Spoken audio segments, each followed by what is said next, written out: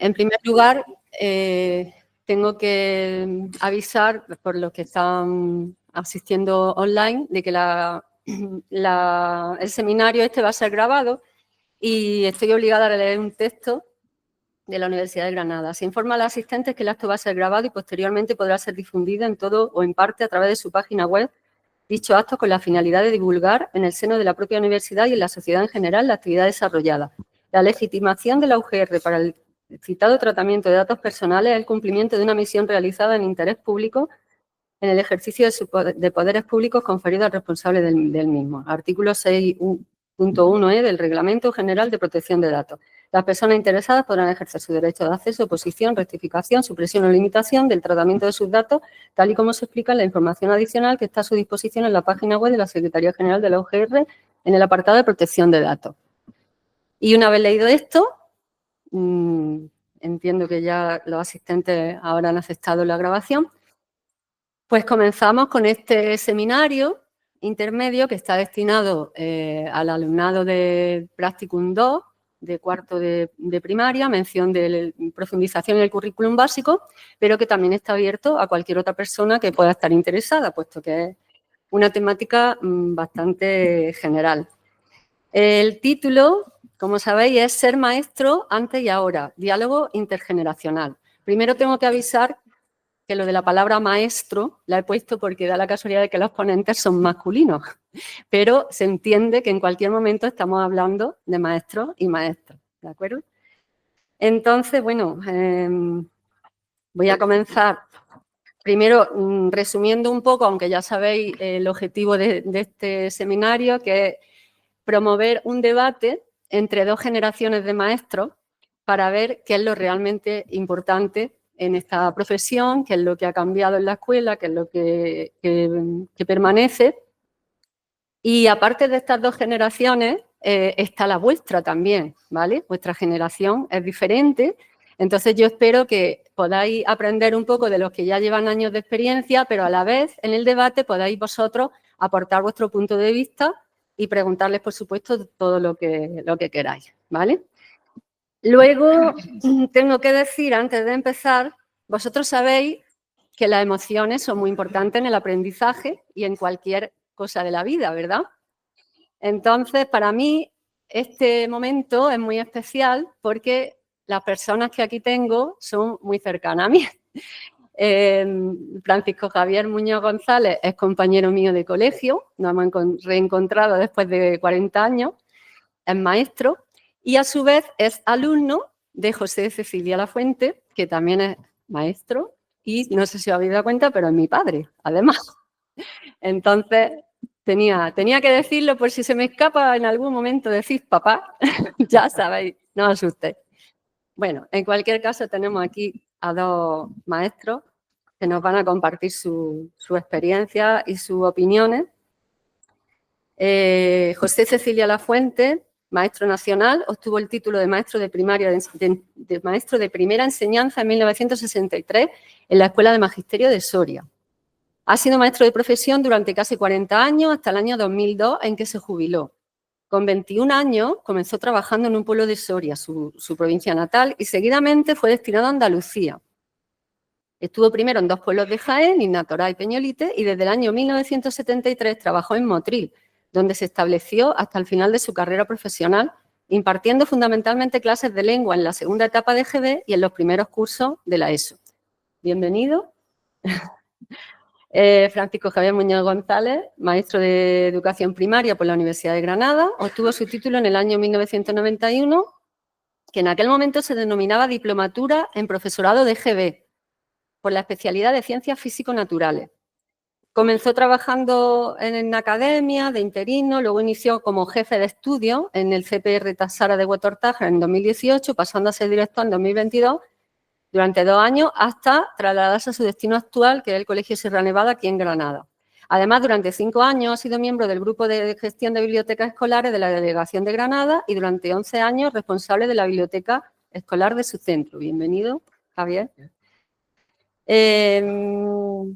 José Cecilia Lafuente, más conocido como Don José en aquellos tiempos, La primera pregunta que voy a hacerle es si después de 23 años jubilado, don José se sigue sintiendo maestro.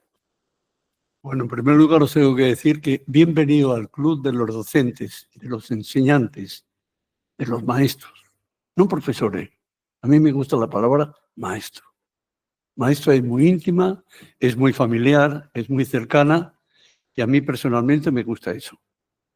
Os diré que mi gran ilusión desde pequeño era, yo quiero ser maestro, para estar al servicio de los demás, ayudar, intentar orientar, formar a la gente, indicarles según sus habilidades el camino que más o menos ellos personalmente deben de seguir y luego esperar en el camino, verlos pasar hacia su destino. Sigo siendo maestro porque tengo nietos y sigo enseñando. E incluso tengo maestros que me preguntan que en estos tiempos, ¿qué se puede hacer para que los niños se porten mejor y tengan más ilusión? Y entonces, pues yo humildemente, tomando un café, pues también les doy clase. O sea que mi vida profesional no termina. Yo seguiré siendo maestro hasta el final. Bueno, pues muchas gracias. Pues ahora hay que preguntarle a Javier Muñoz, que sé que también tiene aquí una implicación emocional con todo esto, porque además hay aquí también una profesora suya. Bueno, ahora tú comentas si quieres. Pero, por supuesto, lo primero que te voy a preguntar es, ¿qué le dirías a tu maestro después de 40 años? ¿Qué le diría? Pues lo primero que le tengo que decir es gracias. Muchísimas gracias. Porque, a ver, para nosotros seguirá siendo don José. De hecho, después de 40 años, su alumno nos hemos reencontrado a través de un grupo de WhatsApp y la opinión de todos es que don José Cecilia es nuestro maestro. Y como dice él lo es, pero es que nosotros lo consideramos desde el punto de vista de que es, a mí particularmente es mi mentor. A mí me pasaba de pequeño, como él ha comentado, disfrutaba con 5 o 6 años, no sé, jugando a ser maestro en casa, montando mi colegio en casa, dando mis clases pues al aire, a los muñecos, a lo que pillaba, ¿no? Tuvimos la suerte, nuestra generación, del Colegio San Antonio, llegar a un centro con unas características particulares por el entorno en el cual se encuentra el centro, y tuvimos la suerte del gran grupo de personal humano que allí existía. Vivimos una época de transición. Éramos la EGB, yo entré aquí al magisterio bajo la tutela de la EGB, pero sufrimos el cambio a la LOCSE, el primer cambio. Pues bien, todo eso lo va llevando gracias a ese ejemplo que nos han dado nuestros anteriores formadores y de los cuales estoy casi seguro que si pudiésemos haber grabado alguna de sus clases, alguna de sus formaciones y hoy grabásemos alguna de las mías, tendríamos mucho en común. Tendríamos mucho, porque hemos mamado de ellas, nunca mejor dicho, ¿no? Vale, pues gracias. Una cosita, ¿a ti te siguen llamando también don Javier? ¿A ti te llaman también don Javier? No. Ni lo he querido nunca. Vale, yo no se lleva. No, a ver, había en coles en los cuales por la tradición a lo mejor el alumnado lo hacía, pero empezaban llamándome don y luego terminaban siendo el maestro Javier. Y por todos los colegios de Andalucía por los que he pasado he sido el maestro Javier, excepto en el que estoy ahora mismo, que en el primero que me llaman profe, pero profe con todo el cariño como si me llamasen maestro, ¿no? Ellos están acostumbrados a que en el entorno del resto de los docentes les llaman profe y me llaman profe, pero con el mismo cariño que si te llaman maestro. Igual. Bueno, también te llaman abuelo, papá, pero en fin, eso ya son las anécdotas de los chiquillos, ¿no? Muy bien, pues yo creo que estamos empezando a ver un poco lo que pretendíamos, ¿no? Algunas cosas son diferentes de antes a ahora, pero otras cosas permanecen. Y yo ahora mismo destacaría la importancia de la vocación para ser maestro o maestra, ¿verdad? ¿Qué más da que sea hace 60 años que 30 que ahora mismo, ¿no? Lo de la vocación es muy importante. Y otra cosa que todos creo que estaremos de acuerdo es que todos nuestros maestros y maestras nos dejan huella, para bien o para mal, ¿verdad? Entonces, por eso es tan importante la labor de un maestro. Pero ¿hasta qué punto se reconoce el valor de esa labor? ¿Era más fácil ser maestro antes que ahora? Pues antes, desde luego, sinceramente, la labor del maestro y el reconocimiento era mejor que el de ahora. ¿Por qué? Porque por vuestros abuelos, porque yo ya hablo en plan de abuelo, no en plan de padres, las tres autoridades que había en un pueblo eran alcalde, maestro y cura. Entonces, eso teníamos a nuestro favor en el sentido de que el tratamiento de respeto y de autoridad era diferente al que hay ahora. Eso en primer lugar. En segundo, lógicamente en pueblos, yo he tenido la suerte de vivir en un pueblo, de nacer en un pueblo pequeñito. Entonces, en los pueblos pequeños, la labor de un maestro está más reconocida, por ejemplo, que cuando te metes en una capital o en un pueblo grande, porque estás, yo qué sé, en una intimidad, familiaridad, y entonces eso te hace que tu labor sea mucho mejor, porque estás más en contacto con los padres. Yo os diría como primera premisa que antes de empezar, por ejemplo, a enseñar conocer al niño, que es el que vais a tener. ¿Y cómo se le conoce? Pues varios caminos. El camino de los maestros que ha tenido, el camino de los padres que te informen es muy importante. Yo os diría que somos como un buque de la escuela educativa, en el cual van tres personas, tres grupos, maestros, padres y alumnos, y juntos para llegar a la meta, la enseñanza, la orientación y la formación del alumno.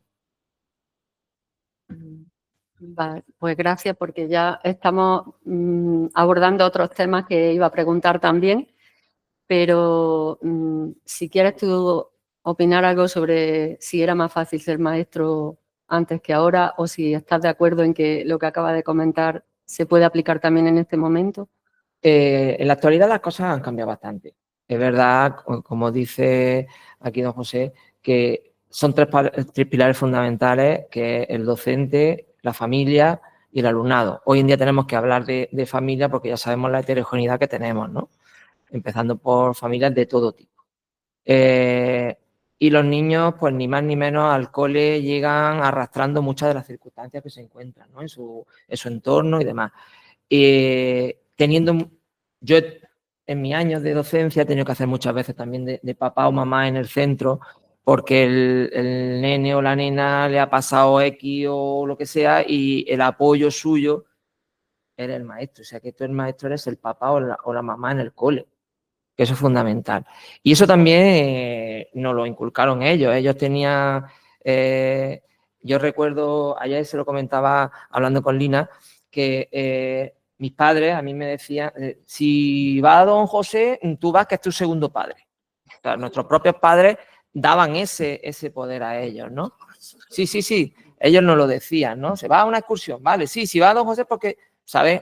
O sea, ese contacto familia-escuela y el docente es fundamental, porque ellos tienen la garantía cuando un menor de edad nos lo dejan en nuestras manos y llevamos nuestra responsabilidad, pues de alguna manera ellos quieren saber tener esa garantía del trato y de todo, ¿no?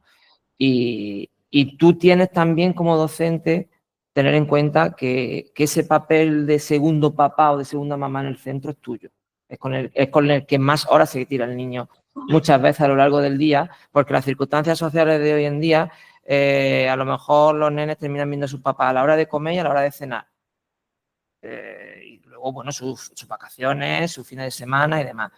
Por eso esa labor tan buena que hacemos como docentes de darles esa cierta estabilidad, ¿no? En ese horario. Esa relación familia-escuela es fundamental. Sí, por supuesto que es fundamental, pero realmente no se puede dar de la misma manera que se daba antes. No, Es algo diferente, ¿verdad? Porque ahora los maestros sentí ese respeto por parte de la familia.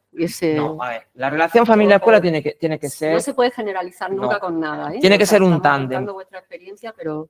Tiene que ser un tándem, pero es verdad que por la sociedad en la que estamos viviendo hoy en día y lo estamos viendo en todos los campos de las profesiones, acaba de mencionar don José que la figura en los pueblos era el cura, el maestro, el alcalde, yo añadiría el guardia civil y el médico, porque eran las figuras que realmente tenían...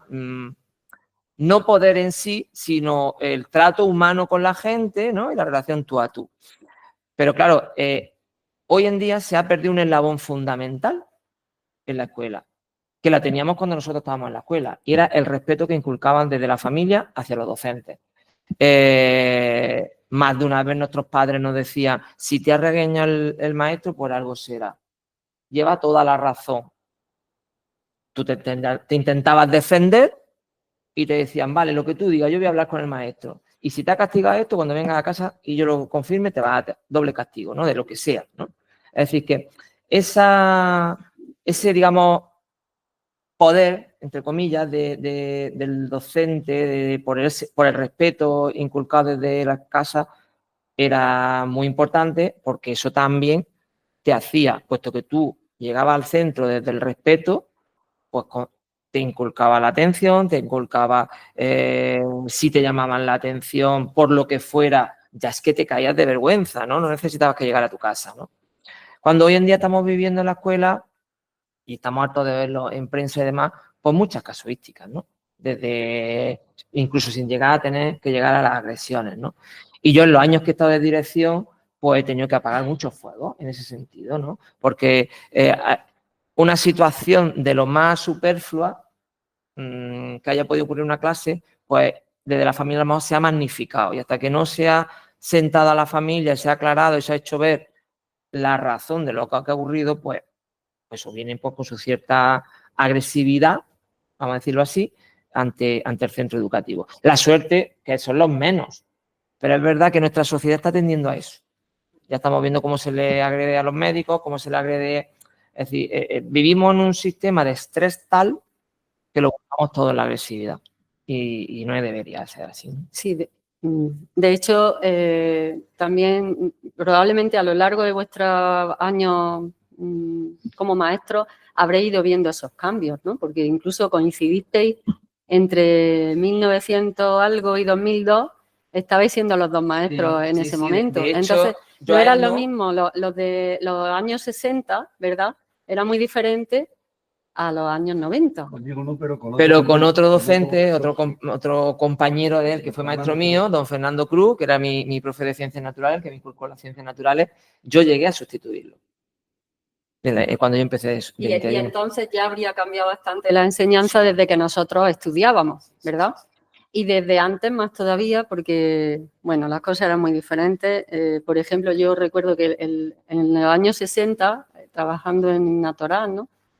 Por ejemplo, el tema de la igualdad de oportunidades a los niños y las niñas no era tan evidente. Había que ir a las casas. ¿Cómo era eso? Pues era en los años 60, era la idea de que el niño sí estudia, la niña no. Entonces, cuando había niñas muy inteligentes, y yo tuve que ir en un pueblo de Jaén a las casas de estos señores, de estos padres, y alguno conseguí que dos, que ya es un triunfo, se pusieran a estudiar. Claro, estaban distantes de un instituto, pero bueno, se sacrificaron y por lo menos dos estudiaron. Pero esa idea tan absurda de el niño sí, la niña, pues tenías que luchar contra ese problema. Ahora eso no ocurre, ahora hay otros problemas, ¿verdad? Ahora hay otros problemas diferentes. Bueno, pues enlazando un poco con todo lo que estáis diciendo, ¿diríais que los niños de ahora no son como los de antes? los niños, ¿cómo son los niños? Por Todo esto supuesto. que estáis hablando son cambios que se han ido dando en la escuela, Pues no, pero ¿los niños son los mismos o no son los mismos? son diferentes. Los niños hemos crecido. Lo de antes, hemos crecido. Los niños que ahora no somos niños, somos los mismos que, por ejemplo, ellos cuando eran niños o los que ellos van a tener, tienen ahora mismo en sus prácticas.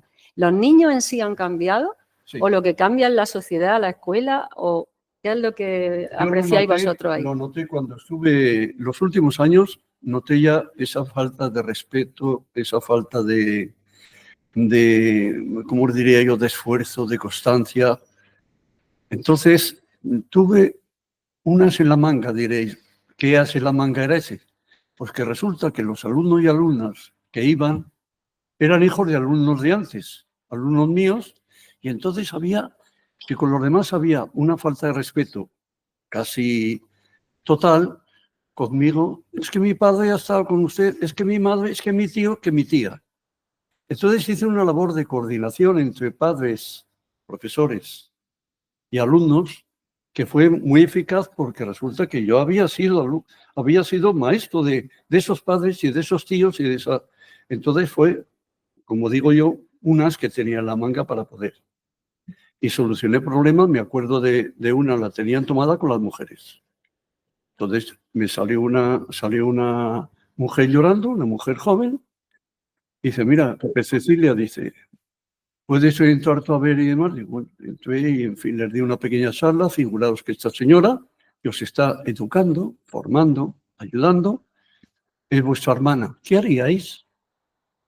Se quedaron callados, dice, y dice uno de los que así más, pues tiene razón el maestro. Dice, tiene razón, porque es verdad, pues vamos a procurar.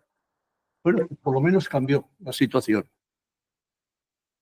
Y gracias a ella digo que no, pero claro, ya se notaba la falta de no solamente respeto, sino el esfuerzo, la continuidad en el trabajo. Estaban aburridos, sinceramente tenías que buscar alternativas, actividades, sacarlos del aula. Es muy importante cuando empecéis vosotros a trabajar, sacar del aula de vez en cuando a los niños. Excursiones, contacto con la naturaleza, acciones que decía, aprende a conocer la naturaleza, ¿os acordáis? Sí. Que os llevamos. Viaje de estudios, por ejemplo, monumentos, sitios que hay en las localidades, en la localidad. Es muy eficaz también, por ejemplo, para la iniciación a la lectura. Yo los llevaba inmediatamente, al poco tiempo, a la biblioteca municipal. Y entonces allí pues iban, y entonces si iban, por ejemplo, 5 personas, 5 alumnos, pues terminaron yendo un montón. Me lo decían las mismas bibliotecarias. Y luego, pues hubo una cosa que me propusieron, que eran, cogían un lote de libros, me los llevaba yo y se los entregaba a los niños. El que veían ellas que, por ejemplo, leían más. No sé si con vosotros ocurrió o no. Entonces, lo leían, hacían un trabajo y ponían su opinión personal acerca de eso y conseguían que fuera el autor. Y eso a ellos les llenaba de satisfacción al ver que en el salón pues iba el autor y dice, ¿habéis leído mi libro? ¿Qué os ha parecido? Pero decirme la verdad y tal. O sea, son cosas que digo que tiene que haber para motivarlos un montón de actividades que te inventes para poder que la escuela marche bien. Entonces, quizá los niños en sí siguen siendo niños, pero en los tiempos en los que estamos, a lo mejor hay que buscar otras maneras de acercarnos a ellos y de motivarlos, ¿verdad? Porque está claro que cuando tú tienes esa cercanía, como ha comentado, con los niños, con las familias, con su mundo, y también consigues engancharlos de alguna forma, todo funciona mucho mejor, ¿no? Sí, los niños son niños y es verdad que son víctimas de, como tú has comentado antes, de la sociedad y los entornos en los que vivimos. Sufren, pues, el reloj constante de los horarios del día a día. Luego, en nuestra época, teníamos colegio hasta por la tarde, ¿vale? Era a comer, te volvía al cole, salía a las 5 o a las 6 en función del horario que tuviésemos y luego se mandaba deberes, eso que hoy en día no se puede hacer. y nos íbamos a casa y hacíamos nuestros deberes y nuestro trabajo.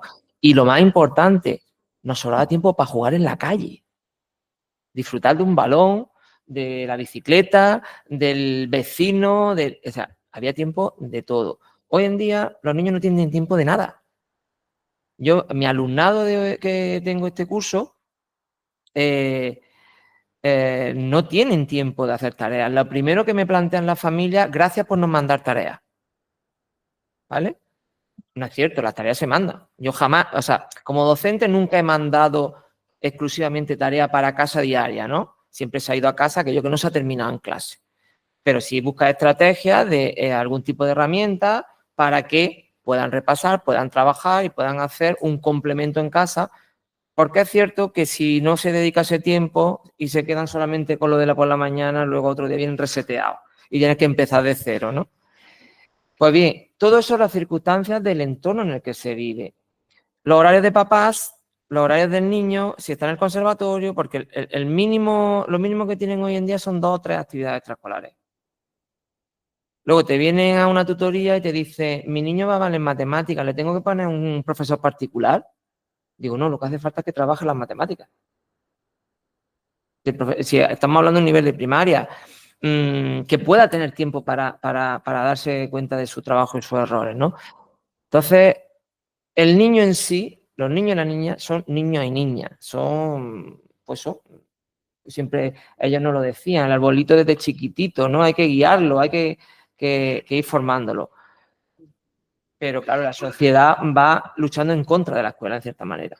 Claro, o simplemente también hay cosas que son diferentes y hay que hacerlas de manera diferente. Hay otros estímulos, hay otras herramientas.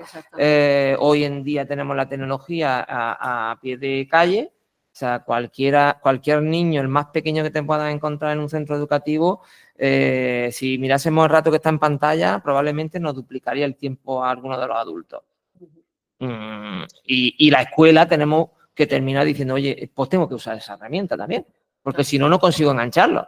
Esa fotocopia que nosotros nos daban de ejercicios de matemáticas o de problemas, pues en vez de con fotocopia me tiro de una herramienta digital que va a trabajar lo mismo, que va a hacer lo mismo, pero es más llamativa también, hay colores, hay feedback automático, es decir, el docente nos tenemos que ir adaptando a los cambios. En ese sentido. O sea que está claro que el tema de los recursos, por ejemplo, y la metodología, pues en cierto modo cambia, ¿no? Pero, por ejemplo, voy a volver, porque estáis diciendo muchas cosas, voy a volver a una idea que creo que sí que es más fija, aunque sea de otra manera, que es lo que comentaba antes don José, sobre la importancia de conocer al alumno para poder llegar a él, estemos en la época que estemos, ¿verdad? Y sea con los medios que sean. Entonces, me he acordado de una frase que el otro día puso un compañero nuestro en el grupo y me parece que está además por ahí en la pantalla, que es Andrés, y dice que él veía que había una frase que resumía lo que don José hacía con los alumnos, cómo los trataba, que no valores al pez o no juzgues al pez por su capacidad para subir a un árbol. ¿Qué pensáis de esto? O sea, eso es atender a la diversidad, sea antes, sea ahora, ¿verdad? Y cada niño, a ver, ¿qué importancia tiene esa frase en la educación? A ver, una de las cosas que tenemos que tener en cuenta los maestros es que el conocer a nuestro alumnado es fundamental.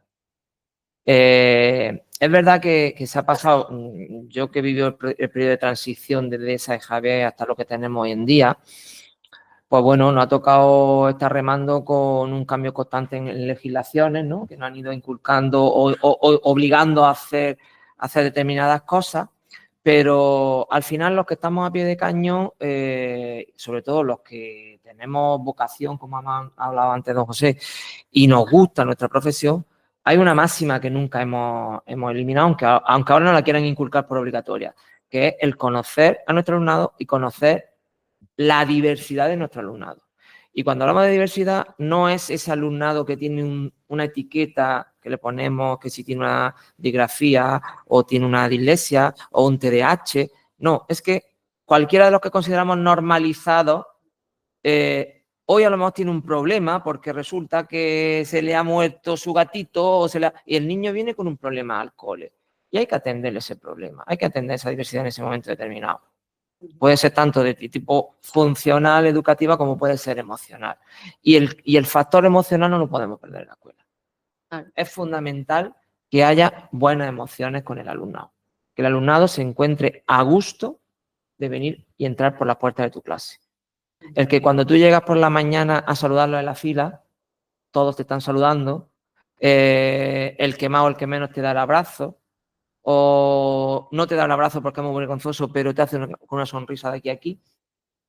O te viene contando, maestro, mira lo que me ha pasado hoy, que a mi papá se le ha pinchado el coche, cualquier cosa. Para ellos es súper importante contártela a ti. Entonces, el aspecto socioafectivo, como decíamos, es fundamental en todas las relaciones humanas, pero en particular en el proceso de enseñanza-aprendizaje. Y a lo mejor nos podría parecer, porque yo misma a veces en clase digo, hay que ver que si la enseñanza tradicional, no sé qué. La enseñanza tradicional había de todo, como hay ahora, ¿no? Porque antes, los maestros de antes tenían en cuenta esas emociones y ese conocer a cada alumno por lo que era. Los maestros de antes tenían en cuenta esas emociones, o no todos, porque ahora a lo mejor tampoco todos. No sé, Sí, digo. bueno, eso va con la Aquí tenemos dos ejemplos, pero no quiere decir que todos los maestros. Hombre, de ese conocimiento que se estaba diciendo antes, respecto a esa información de los maestros, de los padres, del propio alumno. El propio alumno te asombra. Yo cuando escribían, por ejemplo, le ponía sencillamente, para que fueran preguntas muy sencillas, decía, ¿cuáles son tus defectos y tus virtudes? Y le decía, por ejemplo, ¿qué quieres cambiar? Y entonces había respuestas que te asombraban. Ahí podías captar un poquito de cómo era el niño y empezar ahí a partir de ahí, empezar a educarlo, a conocerlo. Se le conoce también, saber dónde se le conoce muy bien al niño o a la niña, en el deporte. Es curioso, pero ahí ves, por ejemplo, su carácter, su aceptación a las normas.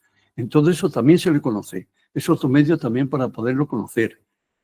Y si conoces al niño, lo puedes educar mejor, no cabe duda. ¿Sabes? Está claro que, además, educar no es solo instruir, por todo lo que estamos hablando, y creo que todos estamos de acuerdo, sino formar personas. Para formar personas, pues claro, hay que conocer muy bien a cada uno, pero también, en general, hay que estar constantemente trabajando valores, ¿no? ¿Cómo se trabajaban los valores en el aula en general? Bueno, los valores, no sé, la relación, el respeto, la coeducación, la no discriminación. Cuando nosotros éramos sus alumnos, bueno, pues aquí don José era pionero, hacíamos nuestros debates, nuestras charlas. Sí. Estaba comentando ahora algunas actividades y me ha venido a la mente, yo no sé si tú recordarás, una de ellas que nos hizo, tenemos que buscar una persona referente a quien nos quisiéramos parecer de mayores y por qué, ¿no? O sea, hacerte reflexionar sobre ese tipo de cosas, ¿no? Yo mi formación casi siempre me he tirado más por la rama de la ciencia y de las matemáticas, ¿no? De hecho, aquí está María Luisa, que fue mi otra mentora aquí en esta facultad, en la didáctica de las matemáticas. Pero también hay una cuestión importante, y es que él nos inculcó la literatura. Nos inculcó la ganas de leer. En el centro, él ha comentado, cuando ahora ya ha estado en otro centro, lo del tema de la biblioteca, llevar a su alumnado o tener libros para leer en clase porque iba el autor. Pero es que él consiguió abrir la biblioteca de nuestro centro. Nosotros ayudábamos en la biblioteca. Yo recuerdo todavía aquel cajón de fichas amarillitas de los libros que los ordenábamos. Y fijaros hasta qué punto nos inculcó la literatura, que yo creo que fue en séptimo, yo me sacaba el Cantar del Mío Sí, me lo leía en casa. Pero yo voluntariamente, no me lo indicaba nadie. Pues es por el trabajo que él hacía con nosotros, ¿no? Entonces, una cosa sí tenemos que tener en claro los docentes. A lo mejor no llegamos a introducirle en el alumnado todos esos contenidos que queremos meter. pero sí hay que inculcarle las ganas, la motivación, el querer aprender y el espíritu de superación. Nosotros salíamos de la EGB haciendo ecuaciones de segundo grado con nuestro profe de matemáticas, don Antonio Casares, que bueno, pues era otro tipo de profe diferente. Quizás más estricto, otra forma de enseñar, pero su forma de ser no influía negativamente en su transmisión de contenido, en la manera de hacernos llegar el aprendizaje, ¿no? Y la motivación. Y eso es una de las cosas que nuestras nuevas legislaciones nos quieren introducir, ¿no? Que volquemos al alumnado esas ganas, que el alumnado tenga esa motivación por el aprendizaje, el que se aprenda por el hecho de aprender y no por memorizar. Y eso, sobre todo los maestros de primaria, lo tenemos en nuestras manos. El inculcarle esa ganas de aprender, ¿no? Y esos recursos para salir a flote, pues muchas veces, bueno, por desgracia lo hacemos, pero es que es la única manera muchas veces de conseguir enganchar, es meterle el miedo al instituto, ¿no? Al salto al instituto. Entonces, le metemos el miedo con la intención de te voy a dar este recurso para superar ese miedo.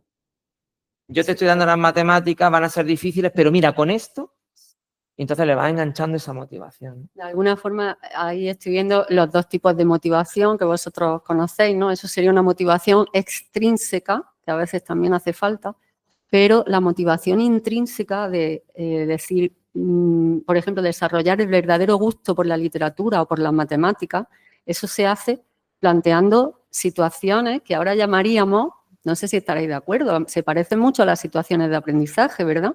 ¿Qué es lo que más llega a los niños? Pues cuando haces cosas de ese tipo, que montas la biblioteca, que los sacas del aula, que los llevas a la naturaleza, es decir, cosas en las que ellos se sienten protagonistas, actúan y además es algo que les gusta, ¿no? Estás combinando la motivación con la competencia.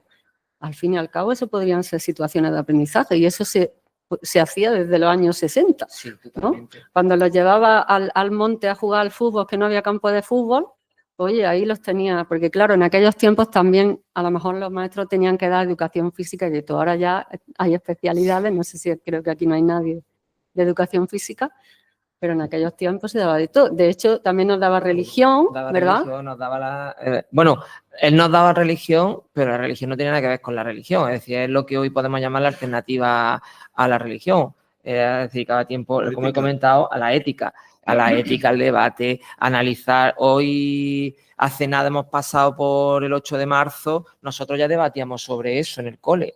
Yo recuerdo cuando hicimos un trabajo sobre las distintas religiones y eso, estaríamos en sexto o séptimo, antes la EGB acababa como el equivalente al segundo de la ESO, ¿no? Pero no sé si estábamos sexto, séptimo, octavo y yo me recuerdo ir con una amiga a la sede de los evangelistas a entrevistarles, otros iban no sé dónde, tal, y oye, eso era significativo, era un trabajo que estábamos nosotros haciendo de investigación y conocíamos las distintas religiones, teníamos esa mentalidad abierta. Es decir, yo creo que esas cosas se pueden hacer en todas las épocas, ¿no? Sí, fíjate que hay un proyecto. Ahora se harían de otra forma, a lo mejor, sí, pero fíjate, hay un proyecto por parte de la Junta, que a lo mejor es la radio en la escuela, y con él ya preparábamos programas de radio. Es decir, que, claro, es cierto que hoy lo queremos reglar todo, ¿no? Que todo esté súper atado, súper cogido. Muchas veces esas situaciones de aprendizaje te salen sobre la marcha y no las puedes tener regladas. Te ocurre una circunstancia en la que sea y dices, pues este momento yo tengo que aprovechar para explotar esto. Y tienes que romper con todo. Y una capacidad de improvisación del maestro también, ¿verdad? Fundamental. El tema biblioteca, por ejemplo, que yo he estado varios años llevando el tema de la biblioteca a nivel de delegación. Yo he sido 11 años responsable de biblioteca en mi centro. Y lo primero que yo le decía a los tutores, por favor, no le pidáis a los niños fichas de comprensión lectora de los libros que se lleven prestados de biblioteca. Si queréis fichas de comprensión lectora, llevaros vosotros libros que se lean en el aula. Que tengan su biblioteca de aula. Pero cuando un niño tiene la libertad de ir a una biblioteca a coger un libro para llevárselo a casa a leerlo, dejarlo. Y si a los 10 días, a los 5 días, a los 3 días, me venía y me decía, maestro, es que no puedo poner, es que no me entra. ¿Pero cuánto llevas leído? 5 páginas. Bueno, léete 3 o 4 más y yo luego ya me cuentas, ¿vale? Y si no, me lo traes y te lo cambio. Ellos tienen la libertad de, como yo ya gestionaba la biblioteca en el centro, yo no les daba clase. Yo al estar en la dirección y llevar la biblioteca, pues el horario que yo tenía era mínimo nada más que con mi clase, ¿no? Pero de cualquiera de las otras tutorías, me venían al despacho. Maestro, cámbiame el libro, que es que no puedo poner. Venga, vale, sí, te lo voy a cambiar. O, maestro, no sé qué llevarme. Venga, ¿de qué te gusta? Vámonos a la biblioteca. Y te sentabas con él y empezabas a manejar. Mira, por el título puede ser llamativo. Lee, vamos a hacer una cosa. Te lo llevas, te lees 2 o 3 páginas y si no te gusta, me lo traes mañana. Eso es muy diferente a poner un libro de lectura obligatoria para todo el mundo igual, ¿no? Que es lo que estábamos hablando, el conocer al alumno y adaptarse a cada uno según sea. No sé si sobre esto, ya que hemos entrado en ese tema, que os iba a preguntar también, que qué se hace en clase, pero sobre todo qué tipo de actividades son las que más funcionan con los niños. Ya me estáis respondiendo porque habéis dicho muchas cosas. No sé si algún ejemplo más de tu experiencia. Se pueden hacer concursos, por ejemplo, daba buen resultado hacer concursos en la clase, ¿sabes? Niños contra niñas o mixto. Normalmente querían niños contra niñas para ver cómo, llámese concurso de verbos, concurso por ejemplo, de fichas de cualquier cosa. Y entonces, pues se estimulaban y les gustaba todo eso y demás. O sea que tenías que buscar actividades variadas que les llamaran un poquito la atención para poder hacer eso y demás. Hablando de lo que ha dicho Muñoz de la reunión, eso, tengo que puntualizar que hacíamos una especie de asamblea en la clase que os lo aconsejo, que es muy interesante, porque ahí se resuelve, no sé si la moderadora querrá preguntar sobre la resolución de conflictos, pero en la asamblea que se hace en la clase, te quedas alucinado de cómo reaccionan y qué propuestas hacen para mejorar. Llámese a nivel de antideportividad o, por ejemplo, de falta de respeto, de comportamiento, por ejemplo, de problemas que tienen a nivel de diferentes, por ejemplo, ¿cómo os diría yo?, de cosas de diferenciación, conflictos de uno contra otro. Entonces, hoy es muy interesante. Entonces, no sé si vosotros lo habéis conocido, soy muy joven, pero no sé, el papel de delegado, subdelegado, sí lo habéis tenido, ¿verdad? Sí, se sigue haciendo, se sigue haciendo. Bueno, que la vez bueno, pues entonces nosotros votaban, lógicamente, hacían su campaña electoral, tanto niños como niñas, pues yo voy a procurar ayudaros y defenderos y tal, en fin, cada uno le dejaba. Y luego, pues yo introduje una novedad, que el que más sacara niño o niña, el delegado. Y luego el otro, el que más sacara, si era, por ejemplo, de las niñas, pues el que sacara más votos de los niños era el subdelegado. Y entonces ya había una compensación. Para que hubiera paridad, se reunían de vez en cuando ellos. En la asamblea había un orden del día que lo hacíamos con anterioridad. Ellos lo ponían y luego era yo al principio moderador, pero luego no. Nombraban ellos un moderador y ellos concedían la palabra a condición de que lo que dijeran fuera con respeto, que fuera una crítica constructiva, y eso daba también un resultado extraordinario de la resolución de conflictos. Claro, al fin y al cabo se trata de hacer protagonistas a los niños, ¿verdad? Que ellos se sientan importantes y que vayan asumiendo responsabilidades poco a poco. Estamos hablando de niños, sobre todo un poquito mayores, ¿no? Porque sobre todo don José está más en segunda etapa, ¿no? Y tú sí habrás tenido niños de todo tipo, pero vamos, las asambleas se hacen desde infantil. La pena es que a veces se hacen asambleas en infantil, no de este tipo, pero luego en primaria no se hace tanto, ¿verdad? Sí, es una de las luchas que siempre hay en la escuela, ¿no? Que es la continuidad en todas las facetas educativas, ¿no? Porque es verdad que hay elementos muy buenos de infantil que cuando dan el salto a la primaria se pierden, o no generalmente, pero se pierden. Por ejemplo, el tema asamblea, pero que también hay elementos muy buenos en la primaria que cuando se va a la secundaria se pierde.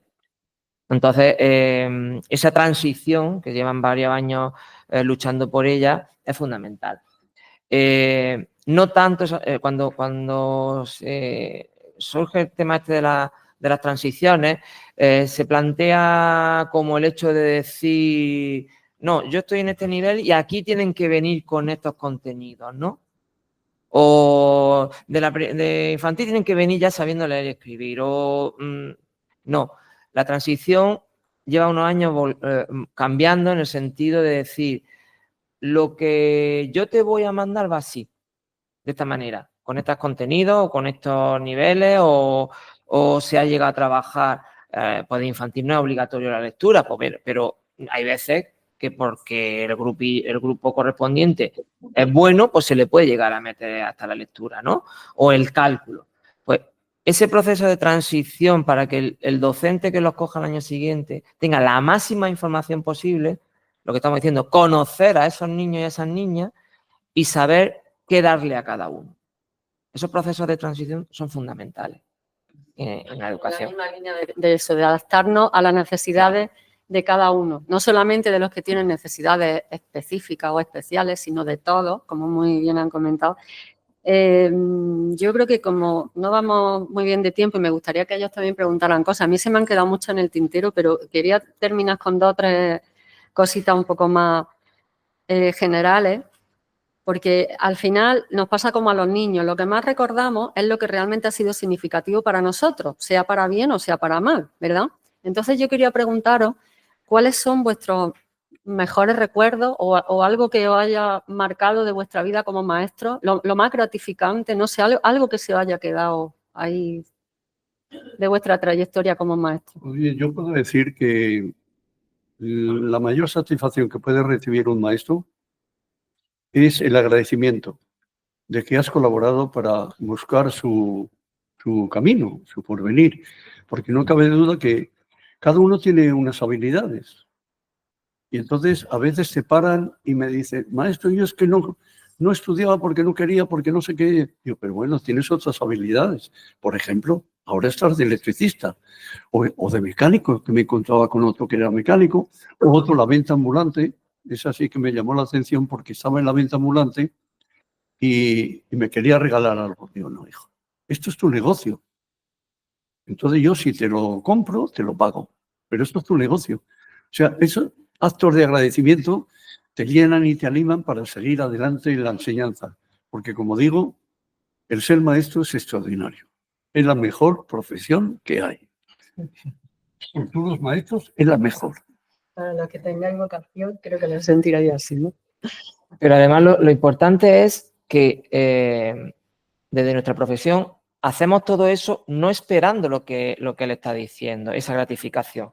Esa gratificación es lo que te llena, ¿no? Lo que te llega. Pero tú no lo estás haciendo esperando eso. Tú lo haces porque crees en lo que haces. Y es verdad, cosas positivas que recordar, infinitas. Pero te marca mucho, porque, bueno, en mi periodo laboral he trabajado en adulto, he trabajado en secundaria, es decir, que ha sido muy amplio, ¿no? Y precisamente en los años que yo aprobé mi oposición, yo estaba trabajando en una secundaria, en un primero y segundo de la ESO, y un grupo muy conflictivo, ¿no? Tenía un alumno, pues bueno, como podemos llamar un TDAH o podemos llamar cualquier otro tipo de cosas sin diagnóstico. Y ocurrió allí teníamos todavía tarde y se comía. Y ocurrió una pelea entre compañeros, era después de comer, y estaban ellos engrescados, ¿no? En la pelea. Y claro, yo fui a retirarlo, me puse por detrás de este chaval. Cuando lo fui a coger, se volvió con el puño con la intención de dar un puñetazo a quien fuera. Y cuando se dio cuenta que era yo, se quedó con el puño aquí. Es decir, el que supiera valorar en ese momento quién era la persona y que sabía que eso no podía seguir, fue importante. Pero es que ese alumno, que ya tiene 30 y tantos años, hace cuestión de 4 o 5 meses, me buscó por Instagram, se puso en contacto conmigo, que quiere verme porque quiere darme las gracias. Digo, no me tienes que dar ninguna gracia. Y dice, sí, me ayudaste a que yo me hiciera una diversificación y terminara algo de estudio. Entonces, eso es lo que a ti te llega, ¿no? El trabajo que tú has hecho, al final haya dado un fruto. El que ha visto que ese niño con dificultades le ha costado, pero ha conseguido llegar a una meta, ¿no? Una meta que era la suya, no la tuya, porque tú con todos quieres sacar lo máximo, ¿no? Finalmente, eso es lo importante, la huella que dejamos en los niños, aunque en el momento no nos demos cuenta, porque efectivamente los frutos se van recogiendo después. De hecho, después de 23 años jubilado y desde el 63 dando clases, todavía se encuentra por la calle alumnos y alumnas que se acuerdan de él. Entonces, fijaros si todavía los frutos... Que te voy a interrumpir. Sí. Porque quiero transmitir algo, ¿vale? O sea, yo estoy hoy aquí como alumno que he sido de él y como docente, pero detrás nuestra, y probablemente estén conectados en streaming, está un gran grupo de alumnado de nuestra promoción, que fueron alumnos de él. Como he dicho antes, estamos en un grupo de WhatsApp y todos hemos subrayado y me han pedido que, por favor, a través de mis palabras, les dé las gracias, ¿no? Todos estamos muy contentos de que haya sido nuestro maestro. Porque para nosotros, dentro, a ver, estaba un colectivo grande de docentes en el cole, él fue nuestro tutor y para nosotros, además de nuestro tutor, nuestro maestro. Pero muchos compañeros que no fue su tutor también subrayan eso. Con lo cual, es lo que esperamos los docentes, que yo espero que el día que yo llegue, si llego a su edad, alguien me pare por la calle, como dice, y me diga, gracias, maestro. No voy a poder ni hablar, hombre, emoción, hombre, no os paséis. Pero fijaros, es que se está materializando esos frutos que estamos diciendo. Después de 40 años, que fue cuando acabamos nosotros, todavía llegan esos agradecimientos y todavía se recuerda a los maestros, ¿no? Y efectivamente ser maestro solo por eso ya merece la pena y es extraordinario. Pero ser maestro no es fácil, ¿verdad? Entonces también quería preguntaros por cuáles han sido aquellos momentos difíciles, obstáculos que habéis encontrado, retos que habéis tenido que superar y de los que habéis aprendido algo, porque siempre tenemos que verlo así en positivo, ¿verdad? Destacar por lo menos algo que sea digamos, lo que ha podido provocar un poquito de frustración en algún momento o que ha resultado difícil. Bueno, porque... pues mira, que lo habréis oído, como siempre, hago referencia a vuestros abuelos. Habréis oído este refrán, dice que pasa más hambre que un maestro de escuela. Sí. Verdadero. Escuchadme, primer pueblo, que me dio una alegría como si me hubiera tocado la lotería, a 70 kilómetros del mío, un pueblo chiquitillo de 200 habitantes. De hotel y hostal y todo eso olvidados, ¿sabes? Simplemente, pues una familia que no tenía hijos, me dijo, bueno, pues aquí le damos la comida y eso y demás. Me tenía que mandar mi madre dinero para pagar eso que era poco, o sea, que asombrarlo. Menos mal que luego ya a mitad, estoy hablando de los primeros años del año 60, luego ya a mitad de los 60 hubo una gratificación de 100 pesetas, me parece que era, al mes. Ellos no saben lo que es eso. Bueno, de 100 pesetas. Y entonces ya revivimos un poquillo, ¿sabes? Pero que era, yo ya te digo que me tocó la lotería cuando me dieron mi primer pueblo, porque las prácticas me encantaban. Había unas escuelas, no como ahora que puedes ir a cualquier instituto, o sea, cualquier colegio, que se llamaban escuelas anejas del magisterio. Eran unas escuelas especiales que te daban metodología, una metodología especial preparándote para una asignatura que había, que no sé si la tenéis vosotros, que era prácticas. ¿Tenéis una asignatura de prácticas de enseñanza? Sí. La tendréis, supongo yo. Estos alumnos están en esa asignatura. Vale, pues bien, era eso. Entonces nosotros íbamos allí. Yo cuando nos tocaba ir allí, era mi felicidad, vamos. Porque me encontraba ya, oye, pues venga, me decía el maestro, porque tenían que ser maestros especiales, es curioso. Maestros que tenían que hacer unos cursos de pedagogía y de metodología especiales y que se llamaban maestro de estas escuelas anejas al magisterio, ¿sabéis? Y entonces pues te daban una idea, te enseñaban un poquito el guión y decir, venga, adelante. Entonces ahí tenías que defenderte. Los niños eran tan listos que me acuerdo que algunos te decían, maestro, como no me des un caramelo, no te contesto. Cosas así, anécdotas que era curioso desde luego, pero que se pasaban muy bien. Y luego, pues, mi primer pueblo, como os digo, pues era ese, que como no ganábamos mucho dinero, pues me acuerdo que me llaman a una reunión el alcalde con un grupo de padres. Digo, Dios, ¿qué ha pasado? ¿Qué he hecho yo? Dice, mire usted, le vamos a ofrecer permanencias, que se llamaba. Está usted una hora más con nuestros alumnos y nosotros le damos 20 pesetas o 25, no sé cuánto era, 25. Adelante, digo, venga, pues una hora más que me he estado. Entonces a mi madre me mandaba menos dinero, porque como ya ganaba un poquito más. O sea que, eso sí que eran escuelas unitarias. Dabas de todo, pero desde 4 o 5 años que se volvía loco.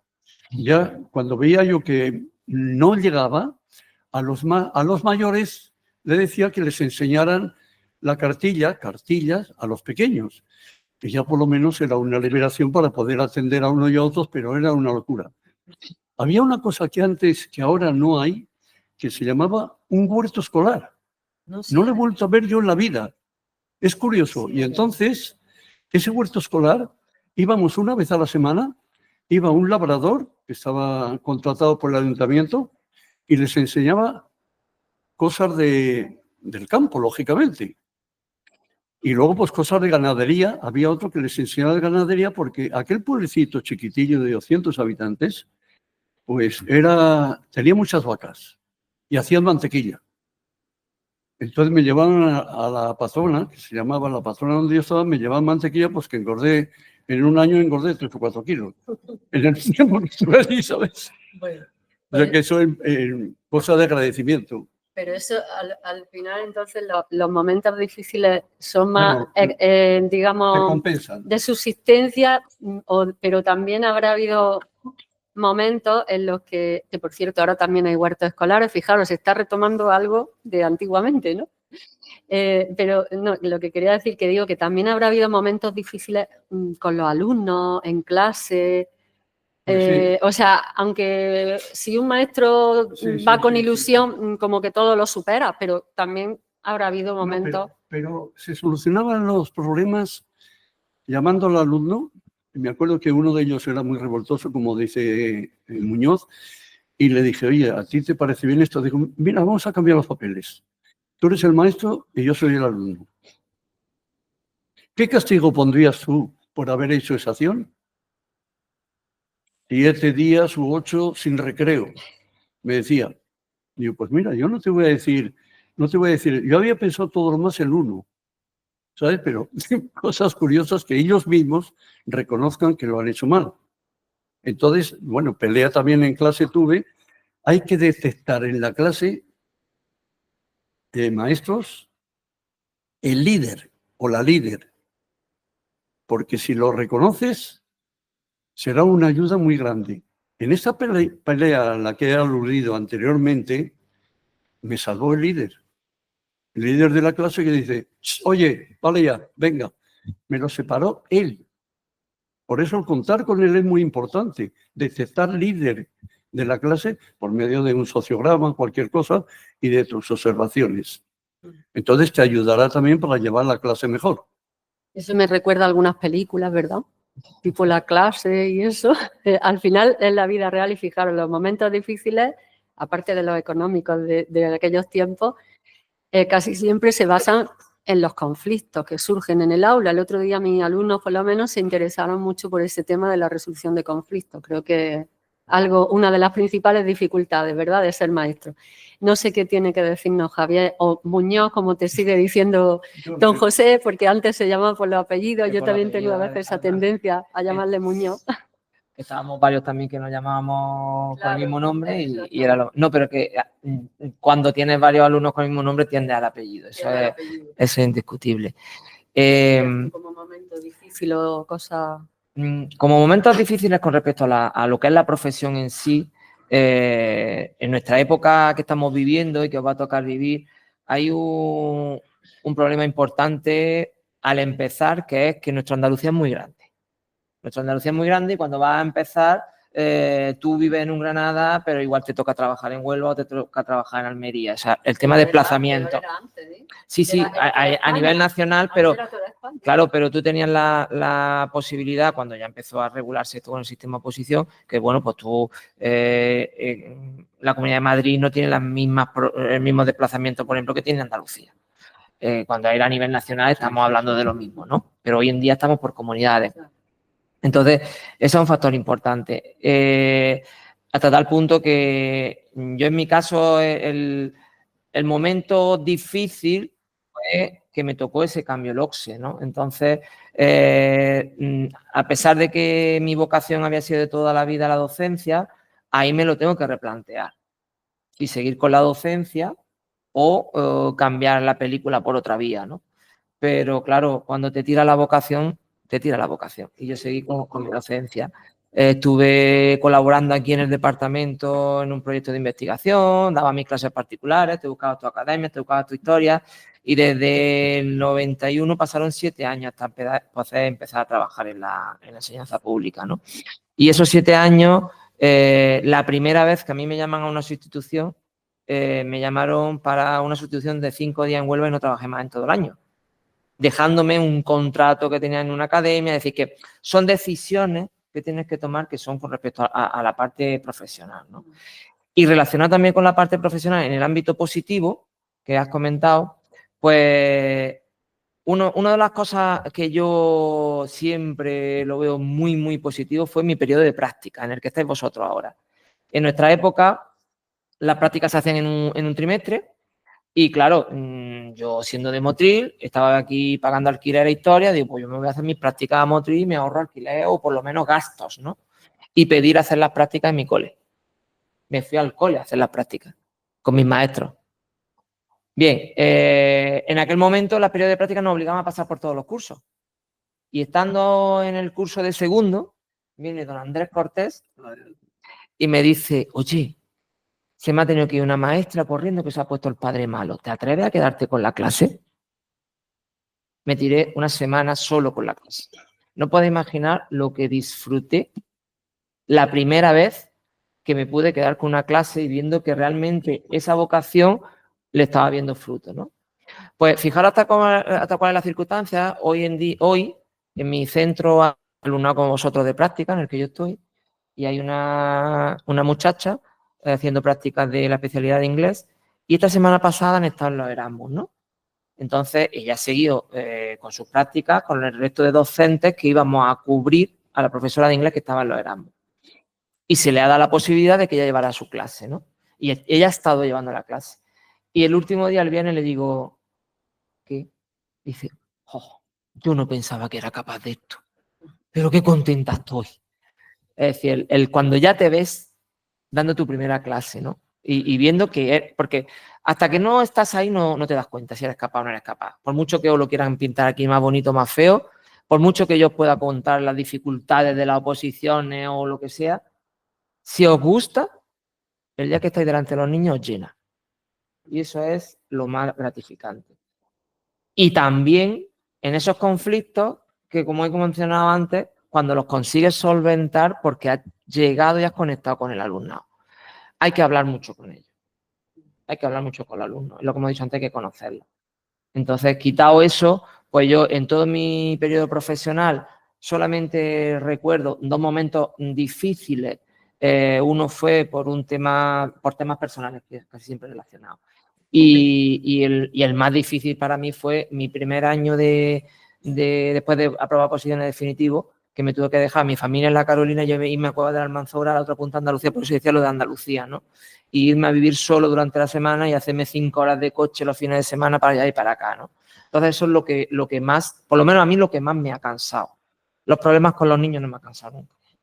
Pues eso es lo que estoy viendo, ¿no? Que habéis tenido algunos problemas, digamos, externos, que por supuesto nos pueden afectar, y con los niños habréis tenido millones de problemas, pero fijaros, no lo perciben como tales. Es decir, yo creo que es como el aprendizaje continuo que haces cuando te gusta tu profesión, pues es que eso forma parte de la profesión, ¿no? El ir superando ese tipo de cosas, y eso es maravilloso. Ojalá que todos los maestros mantuvieran siempre esa esa ilusión, que hoy mismo en el periódico había un titular que decía que la mayor parte de los maestros estaban perdiendo la ilusión o algo así.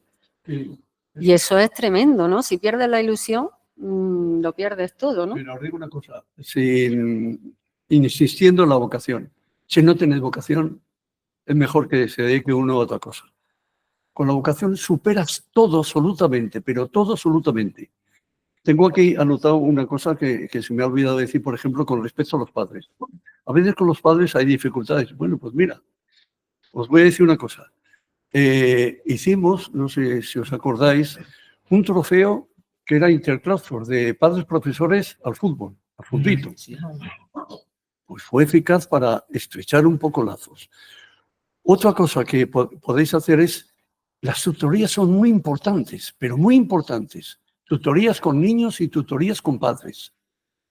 Si no van, ir a buscarlo vosotros. Y diréis, ¿yo lo voy a buscar? Pues mira, a mí me ocurrió un caso que la mujer me fue, es que mi marido no se quiere ocupar de tal, esto, lo otro y demás. Y le digo al niño, oye, mira, dile que venga él, porque yo quería que fueran los dos, que siempre van. Vete tú, a la madre, vete tú, a la mujer. Tiene que ser, las tutorías es conveniente que vayan, y si no van a la hora, ¿cuánto tiene? Llamadla a vosotros, llamadla. Oye, os voy a contar un caso muy curioso. Yo quería hablar con el padre sobre un problema que tenían con respecto al niño. Y ya harto de llamarle, me dice, es que no puede, porque es que resulta que sale y se va al bar. ¿A qué bar va? Me presenté en el bar. Yo qué sé, me podía haber dado de decir, ¿a usted qué le importa? Pero sí, me voy a arriesgar. Me presenté en el bar y pregunté, digo, aquí hay un señor que se llama Juan. Sí, aquel de allí. Me presento, digo, mire, perdone si le molesto, digo, soy maestro de su hijo y tal, esto, lo otro. Ah, pues, oye, reaccionó. Ah, muy bien, encantado y demás. Digo, mire, es que le llamo varias veces y no... Bueno, es lo que pasa, que salgo del trabajo y tomar mi chatillo, mi cervecilla y demás. Digo, pues mire, quisiera hablarle de este tema y tal. Ay, pues esto estoy muy bien, porque tal, pues bien, ya procuraré yo esto. Por eso digo que a veces tienes que salir. Otra vez me ocurrió que es un barrio periférico de Motril, donde está el Colegio San Antonio. Pues no me iban unos niños de la zona norte, que eran los gitanos. Y entonces me presento allí y hablo con el presidente romaní. Bueno, hola, ¿qué tal está? Y esto, lo otro y demás. Y me empieza a decir, es que no hay derecho, porque no discriminan, porque tal, esto, lo otro. Una perorata, un discurso. ¿Ha terminado usted? Digo, mire, no hay discriminación. Tienen ellos los mismos derechos que los otros. Ahora, si no los cogen, por ejemplo, no asisten a clase. ¿Cómo que no asisten? No asisten a clase. Ya hablaré yo con el patriarca. Bueno, pues bien. Solución. Que si, por ejemplo, faltaban 10, pues no faltó más que uno. O sea, que digo que hay que moverse y procurar, otra vez, por ejemplo, porque la gente es muy agradecida. No había entonces escuela de adultos. Y nos dice el cura, dice, oye, ¿queréis alguno dar clases de adultos a la zona esta del norte? Adelante. Y fuimos a darles clase, que entonces ya te digo, no estaban establecidas. Estoy hablando de los años, pues fíjate, 69, 70, por ahí. Luego ya sí, luego ya había clases.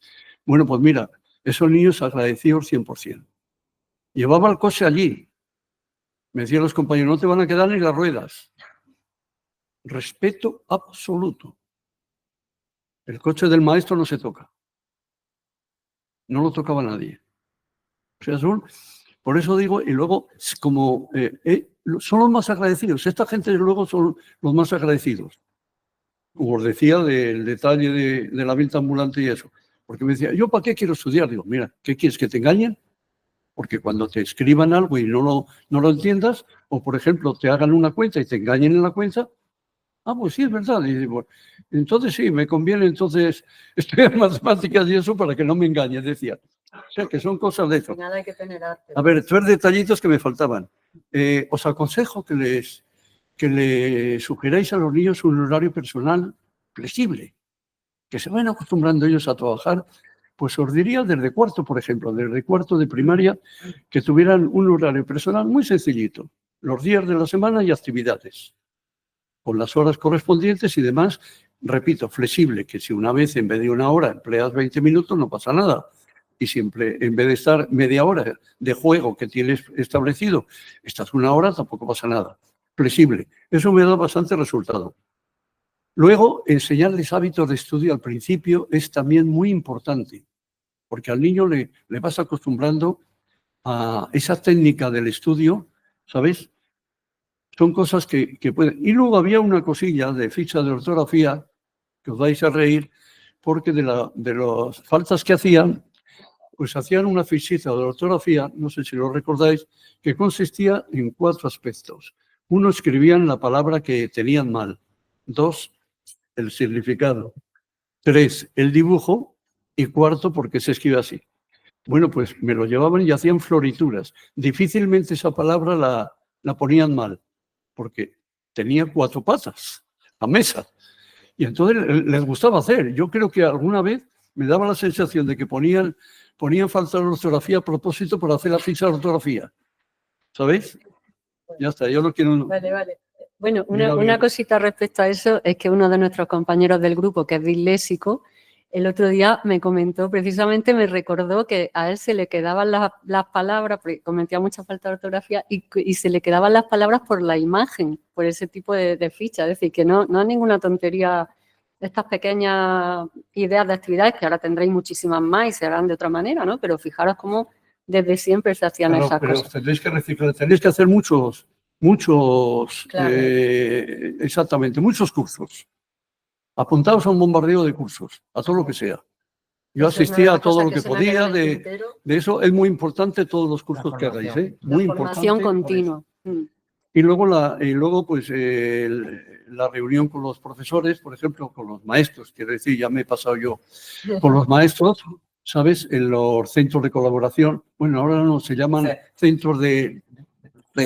Antes eran centros de colaboración que nos reuníamos en un pueblo y llevábamos cada uno un tipo de enseñanza, un detalle de una metodología y intercambiábamos experiencias. Era también muy importante ese detalle, ¿sabes? Que ahora se hace en los centros de profesorado.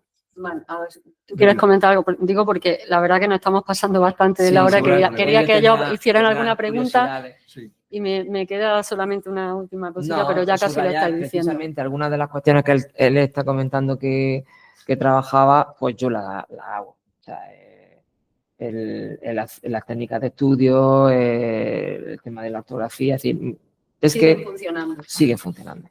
Vale. Entonces, lo del horario, por ejemplo, lo del horario es fundamental.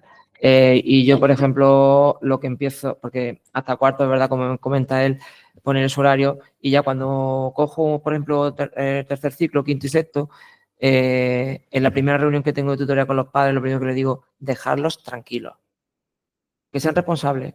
Exactamente. Que si un día llega a las 10 de la noche y te dice, ay, mamá, que se me ha olvidado el ejercicio de... dejarlo. Se ha dado cuenta que se ha equivocado, que no lo ha hecho y es responsable, que quiere cumplir con traer su tarea. Y que se equivoquen, que sean ellos. Ellos son los que tienen que darnos a nosotros su feedback, no vosotros. O sea, los padres, como he dicho antes, bastante tenemos o tienen con su horario, con su historia. Como muchos padres me han llegado a decir a mí, es que si no me siento con él a hacer la tarea, no la hace. Digo, mal.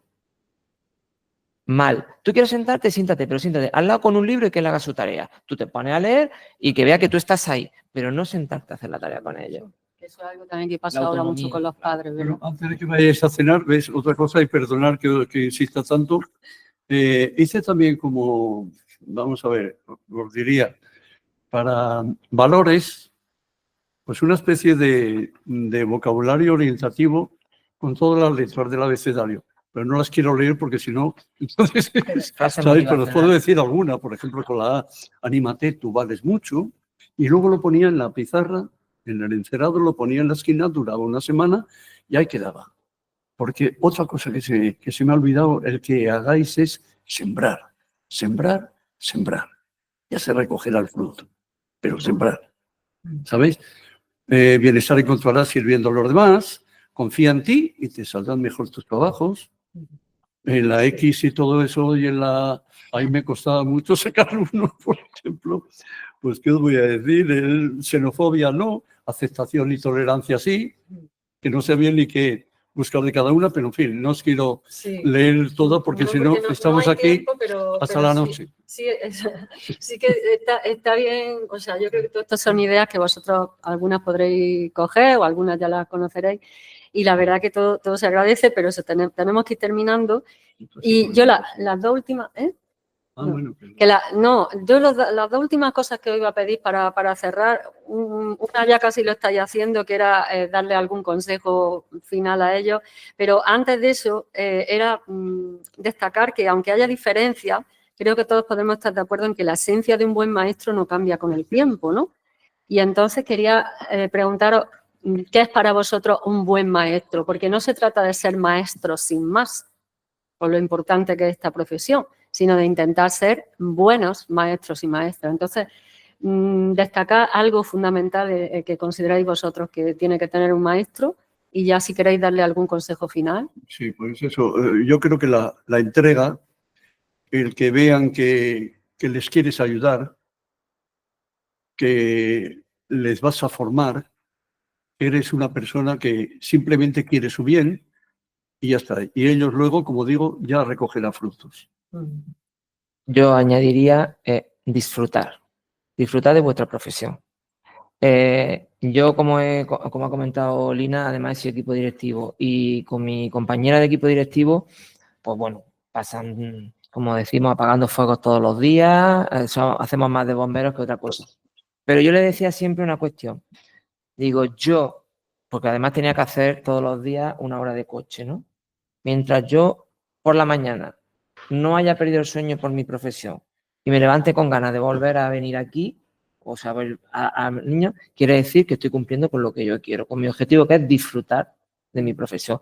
Y disfrutar de la profesión es disfrutar de los niños, disfrutar mucho con ellos. Disfrutando con ellos en las actividades, en lo que surja, incluso hasta en los problemas, el hablar con ellos. Muchas veces nos sorprendemos la madurez que un niño de primero o de segundo puede tener a la hora de contarte su problema. Y a lo mejor su problema es, como he dicho antes, pues se ha puesto malito su perro, ¿no? Pero cómo te razonan, cómo te hablan. Entonces, disfrutar todos los momentos, los buenos y los malos. Hay que escuchar a nuestros niños, ¿no? Que al fin y al cabo son los protagonistas de este trabajo.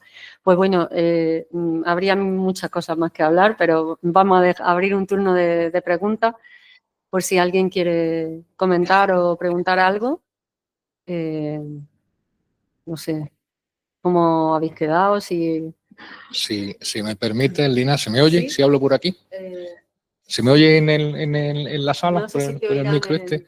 Es que hay un comentario aquí en el chat de Meet y creo que si abro los micros de la gente que está en casa y la gente habla, podemos oírlo. Claro, Entonces, claro, también si quiere participar alguien de ahí, por supuesto, o sea, de aquí o de... Es que ya hay alguno. Vale. Ya hay alguno aquí ¿Por y aquí hay mientras vais pensando. Entonces, lo que os pido a los que estáis en casa es que desactivéis los micros ahora mismo, porque voy a activar el micro para todos. Y ya cuando alguien quiera hablar, que lo active personalmente. Entonces, voy a activar los micrófonos y por aquí hay un mensaje que pues, lo estáis viendo en pantalla de Andrés Cueto Jiménez. No sé si está por aquí Andrés. Sí, es el de la frase que he dicho. Ese es compañero nuestro de cole. Sí. Dice... Pues si está Andrés y quiere ir comentando algo, yo creo que se puede animar a hablar y yo mientras voy por aquí por la sala viendo si alguien más quiere. Vale, lo voy a leer. A ver, me vaya a permitir la oportunidad de aprovechar para saludar a mi antiguo maestro con el permiso de mis 2 antiguos compañeros y expresar mi profundo agradecimiento por esos momentos en los que supo decir la palabra justa en el momento adecuado. Además de la vocación y el tremendo espíritu de servicio del que hacía gala, tenía una magnífica inteligencia empática, algo que es difícil de encontrar o incluso demostrar. Bueno, pues oye, fijaros lo que se valora. Me gustaría que seáis valientes y hacer una crítica constructiva. ¿Os ha gustado, no os ha gustado, ha sido pesado, lo que sea, para en próximas? Pero no sé si te has llegado a enterar con tanto de lo que ha dicho tu alumno, que por cierto, Andrés sí que se acuerda de ti, pero te confundió aquel día que te vio por la calle. A ver, tiene... Venga, pues vamos dando palabra. Muchas gracias, compañero. Sí. No sé si hay algo más. Sí, ya lo tiene micro. Hola. Bueno, yo quería decir sobre todo que gracias por todo lo que nos has contado, que me ha recordado mucho a la historia de mi abuela, porque también fue profesora en la misma época y siempre me está contando este tipo de anécdotas, y también como poner en valor que al final nosotros ahora pensamos que estamos haciendo cosas súper innovadoras y que estamos cambiando, pero que cuando miramos atrás había muchos buenos profesores que ya estaban haciendo este tipo de cosas sin ni siquiera haber tenido formación sobre ellas. Entonces, como pues agradecerte que nos lo hayas contado y que para mí ha sido muy, muy útil, la verdad. Alguien que hable de aburrido o de algo, hombre, decirlo, algo constructivo. Bueno, Crítica constructiva, que la admitimos, ¿eh? aunque haya sido largo, yo creo que son cosas interesantes, ¿no? No sé, si os queda algo en el tintero que queráis preguntar, porque ya se habla un poco de todo. Mira, Venga. María que es de Motril. Ah, bueno, por ahí hay alguien más.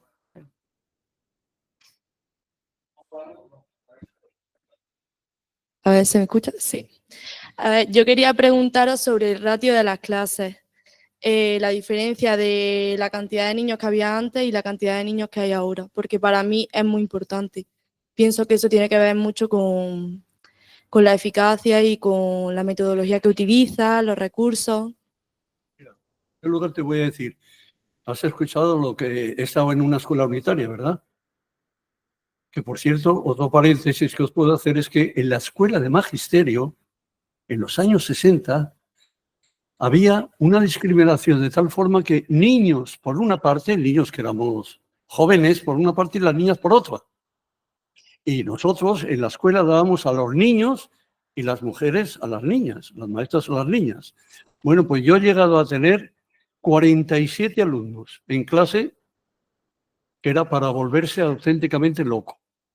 ¿Sabes? Aparte de la unitaria, que ya te digo que tenía yo desde 5 hasta 14 años, pues era eso. Mira, En nuestra época éramos 30 Sí, y casi 35, 40. 35. A veces. Yo te puedo contar las dos versiones de los hechos, ¿vale? En la actualidad. Yo he estado en un centro rural, mi anterior centro, ese que he estado 11 años en un centro rural con 2 sedes, en la zona de Huetortaja, no sé si algunos sois de por allí.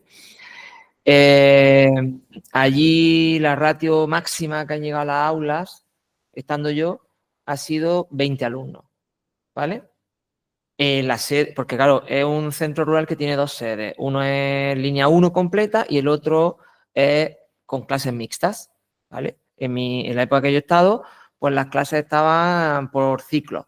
O sea, primero, segundo juntos, tercero, cuarto juntos y así. Vale, ahí normalmente la media de ratio en torno a los 15. ¿Bien? Ahora estoy con 25. Con respecto a lo que es el trabajo, sinceramente, da igual, 25 que 15 o que 20, si, como te he dicho antes, si consigues engancharlos y motivarlos, te van. Otra cosa distinta es como ocurre en los centros pequeños, que a lo mejor tienes 15, pero dentro de esos 15 tienes el porcentaje del alumnado de características especiales que a lo mejor en un centro de línea 3 lo tienes repartido en los 3 cursos del nivel, ¿no? Es decir, que a lo mejor te puedes encontrar dentro de los 15 pues que tengas alguien con dislexia, alguien TDAH, alguien con dificultad auditiva, es decir, ese tipo de cuestiones. Pero con respecto a que sea más difícil trabajar con más o con menos, no. Lo malo son los tiempos. Que es verdad que cuando tienes poco, te puedes permitir el lujo de decir, estoy en clase, voy a revisar libreta una por una, o vamos a hacer determinada actividad que las puedes atender más individualizada con 15 que si tienes 25. Y luego añádele los cambios que nos han hecho la administración con respecto a horarios. No es lo mismo en la época que estábamos hablando nosotros, que todos los días había lengua y matemáticas, ¿vale? A que ahora hay en cursos donde a lo mejor tienes 4 horas de matemática a la semana, 4 horas y media de lengua, 1 hora y media para todo el conocimiento del medio. Entonces, todo eso es lo que te fastidia más, en el sentido más que la cantidad de alumnos. Los horarios. Porque ahora, si tú eres el tutor que lo das todo, te organiza. Y dices, bueno, el horario a mí me dice que tengo ahora cono, pero resulta que estoy terminando con mate y hago mate. No pasa nada, porque quieras terminar lo que estés haciendo. Pero es que los horarios conllevan especialidades, porque si además el cono es bilingüe, es otro docente el que entra. Si la educación física es bilingüe, es otro docente. Es decir, y tiene ahí ese es el hándicap. Más para mí. Ojo, para mí. Ahora hay otra persona que dice que sí, pero para mí más que la ratio en sí. Hay por aquí otra palabra. Ah, bueno. María estaba antes. Bueno, pues muchas gracias por la charla, me ha parecido muy entretenida a la vez que enriquecedora porque podemos ver, como ya se ha visto, pues varias generaciones y cómo ha ido cambiando, pero realmente la esencia del ser maestro, como habéis dicho, sigue siendo la misma. Y mi pregunta iba enfocada a el tema de motivación que tanta importancia le estamos dando, pero siempre me ha quedado la duda de si en un aula hay un niño conflictivo, ¿cómo se trata eso? Porque sí que es verdad que a lo mejor ha utilizado varias técnicas de TICs o para motivarle a hacer temas que estén relacionados con su contexto, pero aún así te diga, mira, pues yo no quiero trabajar. Entonces, ¿cómo habéis hecho para que esa persona se sienta a gusto y confíe en vosotros y pueda estar al mismo nivel que los compañeros? Muchas gracias. Pues mira, ya existía, había uno de educación especial, ¿sabes? Ya en mis tiempos, ya en los años, pues fíjate, en los años ya casi 70 y tantos, había ya de educación especial que se encargaban de ese problema, ¿sabes? Para poderlo gestionar, porque como dices, bien dicho, en la clase era muy difícil llevar a cabo eso, aunque tú pusieras todo de tu parte, era muy difícil hacerlo. Yo no sé ahora, Muñoz? Sí, a ver, cuando hablamos de niños con conducta conflictiva, lo primero, como te he dicho antes, es conocer el porqué, ¿vale? No es lo mismo un alumnado diagnosticado de un TDAH, por ejemplo, a un alumnado de tipo TEA o a las características del niño. Y yo tengo la experiencia, el año pasado gradué a un alumno, bueno, a un grupo de alumnos y entre ellos estaba este alumno, que precisamente ese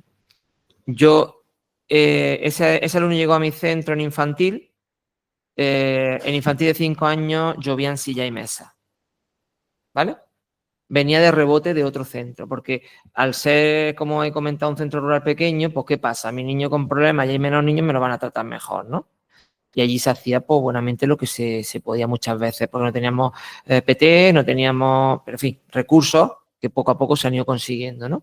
Pues bien, este alumno con esa agresividad,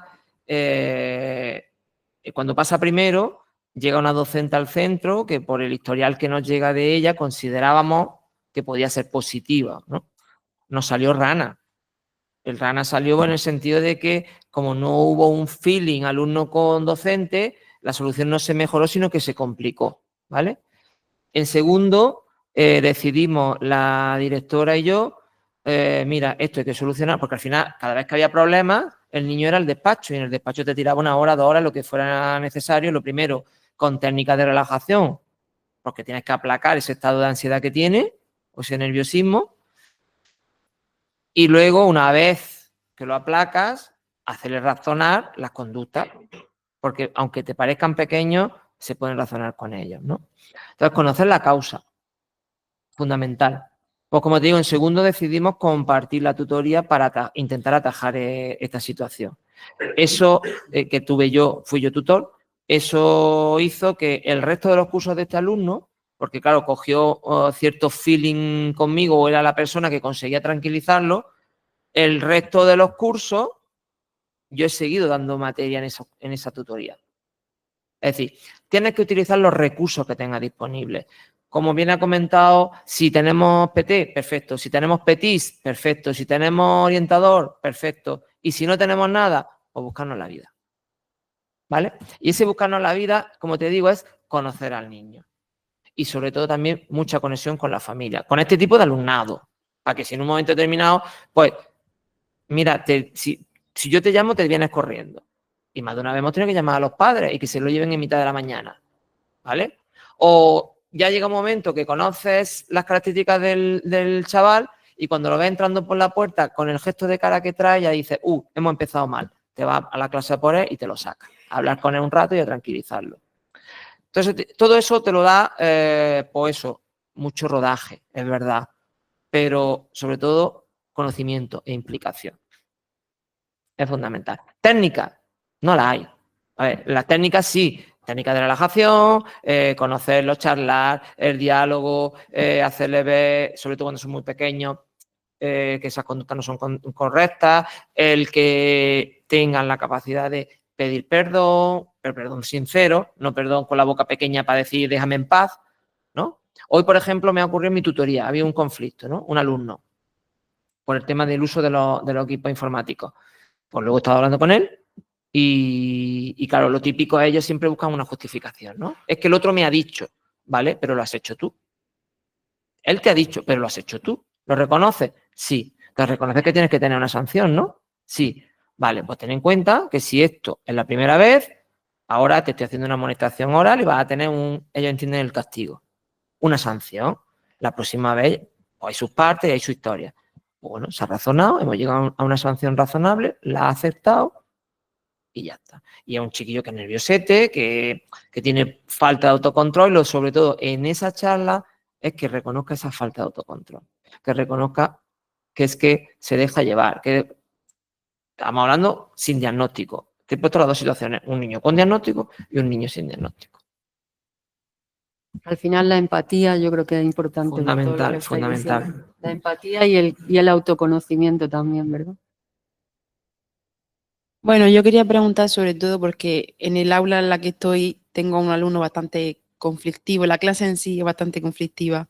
¿Qué haces cuando un niño de 8 años te falta el respeto, no tiene educación, incluso llega a haber agresión y no hay padres que hablar, no tienen nada que hacer? ¿Cómo llego yo a ese niño para que entienda que eso no está bien, que ya no solo a los compañeros, sino yo llevo un mes de práctica y he recibido un puñetazo, he recibido patadas, porque los insultos es lo de menos, para mí a lo mejor, pero ese alumno lo ve normal, él ve normal llamarte de todo, el empujarte. ¿Cómo podría llegar yo a esos alumnos para que puedan entender que eso no está bien? Porque la charla no es opción, no hay nada, no hay opción ninguna. El colegio está también en una zona conflictiva, ¿verdad? Sí, No sí. ¿Lo has hablado con los padres? Es que en ese caso es un niño que no es una casa acogida, Ah, vale.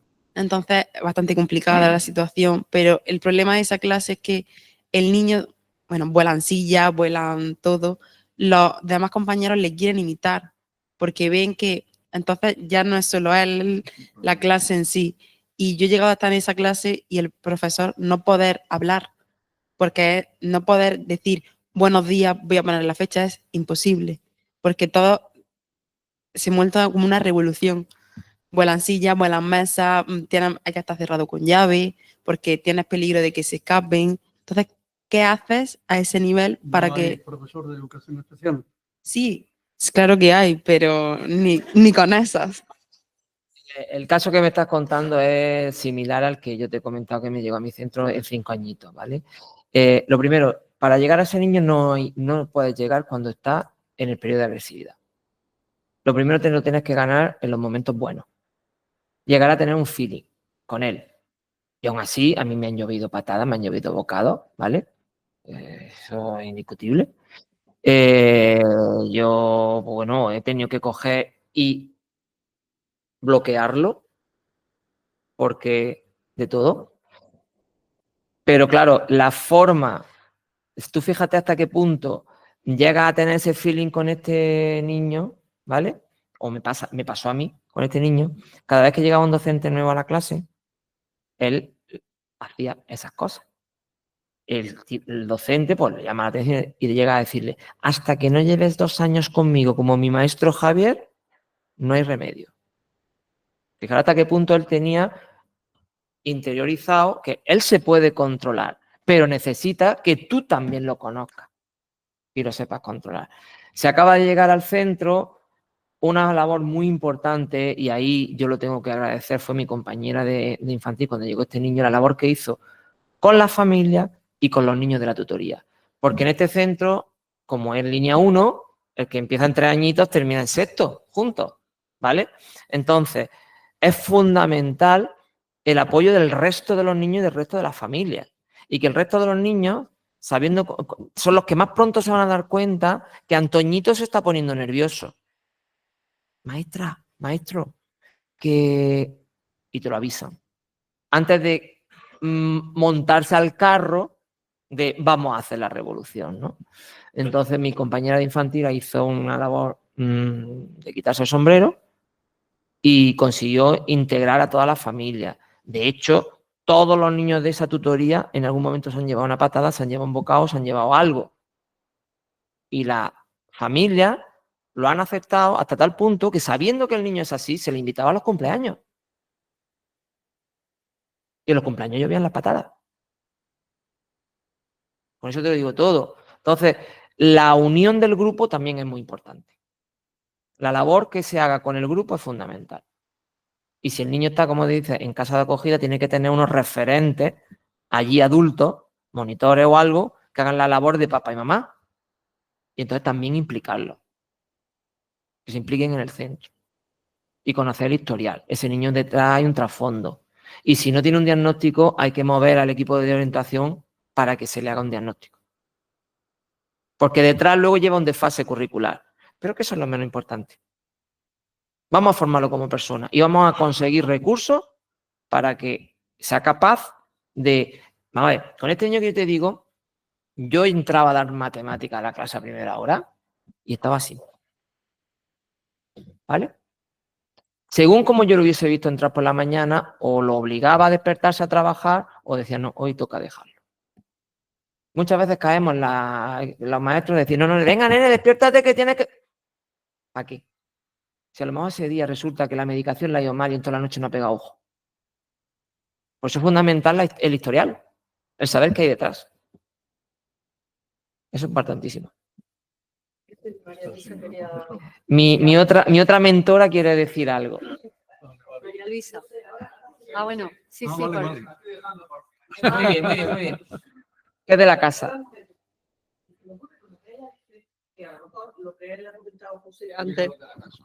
Que a lo mejor lo que ha dicho don José antes puede servir, pero no lo sé, no tengo experiencia en eso. Tengo experiencia en ser maestra de maestros y maestras, o sea, de como vosotros.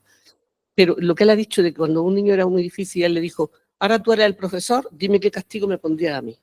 Si los demás compañerillos siguen a ese niño cuando se está comportando mal, se podría poner al niño en una situación como de profesor o de que hiciera algo bien, a ver si él mismo cambia y también los otros lo imitan. Es decir, lo que ha dicho José, de ponme tú un castigo, intentar eso adaptarlo a tu caso, que no sé si es posible, ya digo que no, pero que echando tu pregunta y lo que él ha dicho, se me ocurre que tal vez pueda hacer eso. Imagínate que el niño se siente respetado porque lo ponen como profesor, pero siempre y cuando que haga ciertas cosas que son portarse bien. Si tú te portas bien, vas a ser profesor. Venga, y todos te vamos a seguir, incluido yo, profesor. A lo mejor es una utopía, no lo sé. Sí, es que hay que conocer la posible causa. Muchas veces esos chiquillos van buscando protagonismo. Entonces, si le das un cierto protagonismo, pues hoy eres el encargado de subir las persianas, venga, que ha hecho esto muy bien, pues como lo ha hecho muy bien, que a lo mejor lo que te ha hecho es que te ha escrito la fecha y no te ha hecho más esa mañana, ¿no? O venga, hoy va a ser el que va a llevar, no sé, pues el que va a borrar la pizarra, cualquier cosa que le haga protagonista. Lo más mínimo positivo a esos niños hay que valorárselo. Cosas que tú las ves por rutinarias que a los demás no se las premia, a esos chiquillos hay que premiárselas. Porque es importante que ellos se vean, lo primero, la importancia para ti de su punto de mejora, del que estás con ellos. Como he dicho antes, eres su papá en el cole. Tú estás muchas horas con ellos. Bueno, nosotros estamos muchas horas con ellos. Entonces, cualquier feedback positivo es fundamental. Ese niño que tú sabes que te ha suspendido un examen y a la hora de darle una nota, en vez de decirle, ¿qué mal lo has hecho? Te lo coges y dices, uy, ¿te has dado cuenta el fallo más tonto que has tenido aquí? Seguro que si esto no lo tenés así, Y a lo mejor tú estás dándote cuenta que el fallo es garrafal, de falta de base o de lo que sea, pero no es lo mismo darle el valor positivo que machacarle en lo negativo. Seguramente cualquiera de los que estáis aquí sentados ha pasado en alguna ocasión. Una mala nota, una mala contestación de un adulto, un algo. Pues los niños, con 3 años, con 4, con 5, desde que están en nuestras manos, lo necesitan. Ese feedback positivo lo necesitan. No sé si hay alguien más por aquí. Y en el chat, ¿alguien quiere decir algo? Bueno, por ahí ha puesto Irene, don José Cecilia, de los maestros que dejan huella entrañable. Bueno, para que veamos esto de la huella que estamos diciendo, ¿no? Gracias, Irene. ¿Alguien más quiere hacer alguna pregunta o comentario? Bueno. Disfrutad Si de no, vuestras dejamos prácticas, a María Luisa. aprovecharlas. Si no quiere nadie más hablar, María Luisa quería decir algo. Sí, ahora me pregunta. Bueno, Uy, a esta le temo, a esta pregunta le temo. no, primero, igual que vosotros habéis hecho, agradeceros el que nos hayáis comunicado con tanta sinceridad y con tanta valentía todas vuestras experiencias. Eso tiene mucho valor, porque eso no se estudia, eso se ha vivido. Y entonces lo que estábamos hablando es que lo que se aprende es lo que se vivencia, o sea, lo que se queda. Decías tú, ¿qué es lo que se te queda? Algo que vivencialmente te ha impactado, no lo que memoriza o lo que sea. Entonces, yo cuando estaba aquí ejerciendo como profesora, creía mucho que la investigación era buena. Entonces, para que mis alumnos no se aburrieran como en matemáticas, pues los puse a investigar. Y entonces me salieron algunos geniales y tengo la suerte de tener a uno de ellos hoy aquí. Geniales en el sentido no de que fueran Albert Einstein, sino de que les gustó aprender mediante investigación. Y se entusiasmaron y entonces rompimos un poco moldes en la época en que estábamos aprendiendo, poniéndonos a investigar. Y decían, pero si ni siquiera se sabe el temario, ¿qué van a investigar? Pues investigábamos muchas cosas, sobre todo de las matemáticas en la vida cotidiana y en la cultura. Y salieron temas muy, muy interesantes. Salió una tesis doctoral, que fue mi tesis doctoral. ¿Te acuerdas, María? Claro que te acordarás, ¿por dónde empezó todo? No sé a qué te refieres exactamente. Pues todo empezó con el edredón de hexágono. Sí, lo tengo apuntado. Lo primero que hicimos fue un trabajo que se titulaba De la aguja al ordenador. Y era cómo hacer... Pues era trabajar el recubrimiento del plano a través de figuras geométricas en este caso, partiendo de una revista de costura, las instrucciones para construir un edredón, el típico edredón de patchwork usando teselas geométricas. Y bueno, pues cada compañero lo hizo de una manera, había que entregar un trabajo y yo no tenía aguja ni hilo, pero tenía un ordenador en casa. Un ordenador en aquella época, no cuando todo el mundo tenía ordenadores. El ordenador lo habréis visto a lo mejor en películas, lo de las letritas verdes, en los PC aquellos antiguos. Y en mi casa yo tenía la suerte que mi hermano estudiaba informática y tenía un Commodore Amiga que te permitía hacer algo más de gráficos, ¿no? Y jugando con el Paint, bueno, no era el Paint, era otro, yo hice mi trabajo así. Y me enganchó. Me enganchó la señora para la investigación. Salió ese trabajo, lo presentamos en un congreso, que el trabajo se titulaba pues, Recursos para la docencia en matemáticas, de la aguja al ordenador. Entonces fuimos analizando las matemáticas que había en los distintos ejemplos que habían hecho los miembros del grupo, de la clase. Unos con aguja y con dibujos sobre todo, y otros con el ordenador, que entonces era muy difícil. Es decir, ahí él tomó una idea de forma propia, no por mi parte, de cómo los recursos de última hora también hay que integrarlos en el aula. Porque mi pregunta sería, ¿qué hacemos con el móvil en la clase? Los vuestros a lo mejor son alumnos más pequeños, pero los de secundaria ya, esa pregunta yo la suelto ahí, porque el móvil sí, el móvil no, el móvil ¿para qué? Bueno, porque entonces era empezar con el ordenador, pero ahora se podría integrar el móvil para que realmente hicieran pequeños proyectos que le impactaran, que lo vivenciaran y hicieran que no se aburrieran en la clase. Bueno, pues eso es una pregunta.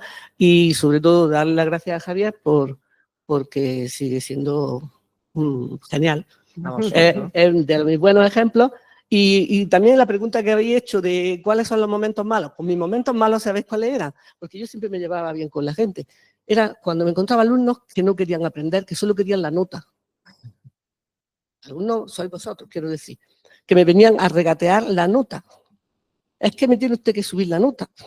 ¿Por qué? Es que la nota esta me va a estropear el expediente. No, te lo estás estropeando tú. Pero además, ¿para qué quieres un expediente si no sabes nada? Hoy el mundo ya no está para papelitos. El mundo hoy, si no sabes nada, los papelitos te van a servir poco. Bueno, ese era mi malo momento como maestra, porque yo me considero maestra. Y ya está, gracias a todos los implicados hoy, y que seguro que esta profesión es apasionante, es que te agarra. Lo que pasa es que tiene sus dificultades, sí. Y algunas, como la que tú acabas de exponer, pues yo no sé cómo resolverla, pero lo que siempre ellos nos han transmitido es la pasión por el alumnado. Si no tienes pasión por tu alumnado, mira, a otra cosa, aquí has recibido una formación que te sirve para muchas cosas. Yo me encuentro antiguos alumnos en todos los trabajos de Granada y todos muy felices. Pero todavía hay algunos que me paran y me dicen que se acuerdan de los ordenadores, la aguja y la tesis que hicimos con las matemáticas que hay en estos pendientes, por ejemplo. O en todas las cosas que hay de artesanía en Granada, que hay muchas cosas de artesanía que llevan muchas matemáticas. Y que hablábamos con los artesanos, ellos venían conmigo a hablar con los artesanos, era una investigación etnográfica. Y decían los artesanos, yo de matemáticas, yo no sé nada, si yo no fui a la escuela. Pero, ¿cómo va usted a poner? Me decían, este rombo con este cuadrado, eso no cierra. O sea, tienen su propio lenguaje, no dicen el lenguaje matemático, pero la idea matemática la tienen. Es decir, hay muchas más matemáticas de las que vienen en los libros. Y eso os puede ayudar a resolver algunos conflictos. Tuve un conflicto una vez con un niño en una escuela donde estábamos haciendo ese proyecto y acabó enganchándose y interesándose cuando vio que tenía que saber cosas sobre la madera. Y es que su padre era carpintero y él nada más que le ayudaba a recoger los tacos de madera y tal. Y entonces él le explicó a los demás cosas sobre la madera, cuando en la clase era el último de la clase. Entonces él en ese momento se empoderó y vio que él sabía algo que otros no sabían. Y es que el saber es así, está parcelado o junto según se mire, pero todos sabemos muchas cosas que podemos en la clase resaltar, como ellos han dicho. Si sois buenos maestros, que seguro que lo vais a hacer todos los que estáis aquí, nada más que porque habéis aguantado todo este rato. Pues muchas gracias. Gracias a todos. María Luisa, es que como estamos ya con la hora, si no, la verdad es que nos daba aquí como para otra charla más entre lo que tú puedas contar, lo que has planteado del móvil, muchísimas cosas. Pero me encanta que hayas intervenido porque fijaros, a modo de resumen, tú ya has dicho bastante de lo que yo iba a comentar, ¿no? Lo de que para ser maestro hay que sentirlo y que las nuevas generaciones tenéis un reto importante, tenéis que cambiar muchas cosas, pero también aprender de lo que ya se viene haciendo de hace tiempo. Pero me encanta que haya hablado porque, fijaros, no solamente los maestros, los docentes en general de cualquier nivel, porque somos los tres de aquí que estamos aquí, somos docentes de magisterio. ¿Por qué no vivirlo de la misma manera? A vosotros os pasa, ¿verdad? Cuando os implican en situaciones significativas, esto. Entonces, yo creo que eso es la esencia de la educación en general, aunque a vosotros en particular os interesa, sois maestros de primaria, ¿no? Vais a ser maestros de primaria. Pero muy importante eso de, sobre todo, sentirlo y preocuparnos por los niños. Yo no sé si aquí ellos quieren rematar ya con algo o ya, como nos falta el tiempo, creo que habéis dicho suficiente, ¿no? Entonces, simplemente, pues, muchas gracias a todos los que habéis venido, por supuesto, aunque sea una tarea de clase, luego también hay gente, por supuesto, a todos los compañeros de San Antonio que han entrado ahí, que les hemos invitado también, y a los que no les pasaremos la grabación, porque esto ha surgido a raíz de ese grupo y ha sido una cosa muy bonita, la verdad. Yo no sé, creo que ya he dicho que yo estoy implicada emocionalmente, pero aparte creo que también nos han aportado muchas cosas interesantes, ¿verdad? Y entonces yo les doy las gracias no solamente por lo que nos han dicho, por su experiencia, su sabiduría, por estar aquí, les doy las gracias por ser maestros de corazón, porque eso al final es lo que le llega a los niños y a las niñas, a nosotros, y es lo que la sociedad necesita. Maestros y docentes en general de corazón. Espero que vosotros también lo seáis. Así que les damos un aplauso, ¿no? Gracias a todos.